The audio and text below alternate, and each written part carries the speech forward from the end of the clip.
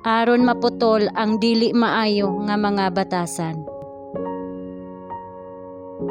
2 Corinto kapitulo 5 bersikulo 17. Kung bisan kinsa ang anaa kang Kristo, bag-o siya nga binuhat.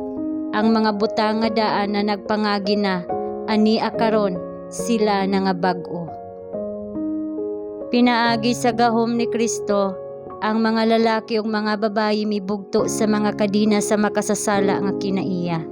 Ilang gisalikway ang kahakog, ang mga mapasipalahon nahimong matinahuron, ang mga hubog nahimong seryoso, ang mga mapatuyangon naputli.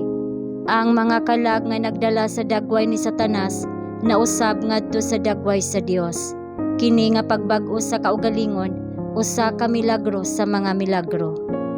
Usa ka pagbag-o nga nahimo sa pulong, usa kini sa pinakalawom nga misteryo sa pulong. Dili nato kini masabtan, kita makatuo lamang sumala sa gipahayag sa kasulatan.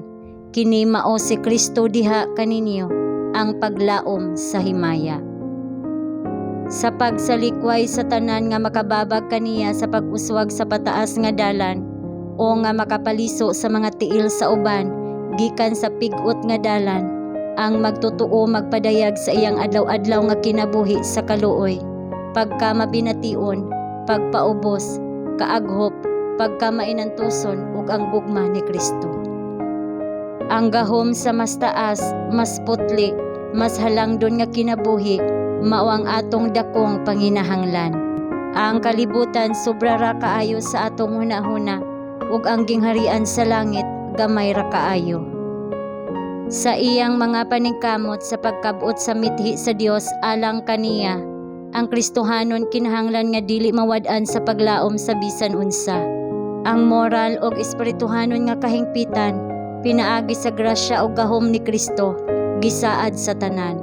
Si Jesus mao ang tinubdan sa gahom, ang tuboran sa kinabuhi. Himuon nato nga pagtuon ang balaang pulong sa Dios, nga magdala sa balaang mga prinsipyo niini sa atong kinabuhi. Maglakaw kita sa atubangan sa Dios diha sa kaaghop ug pagpaubos, matag adlaw nga magtul-id sa atong mga kasaypanan. Ang kalinaw ug kapahulayan moabot kanimo samtang imong dad-on ang imong kabubuton sa pagpasakop sa kabubuton ni Kristo. Unya ang gugma ni Kristo magmando diha sa kasing-kasing, nga magdala ngadto sa pagkabihag ngadto sa manuluwas, sa tinago nga mga tuburan sa buhat. Ang dinali-dali, daling mapukaw nga kasuko, mahupay ug mabuntog sa lana sa grasya ni Kristo. Sa mapaobsanon, mapasalamaton nga pagsalig, siya nga gihatagan og bag-ong kasing-kasing nagsalig sa tabang ni Kristo. Iyang gipadayag sa iyang kinabuhi ang bunga sa pagkamatarong. Gihigugma niya kaniadto ang iyang kaugalingon, ang kalibutanong kalipay maoy iyang kalipay. Karon ang iyang Dios gitangtang sa trono, ug ang Dios naghari nga labaw. Ang mga sala nga iyang gihigugma kaniadto, iya nang gidumtan. Lig-on og determinado siya nga nagsunod sa dalan sa pagkabalaan.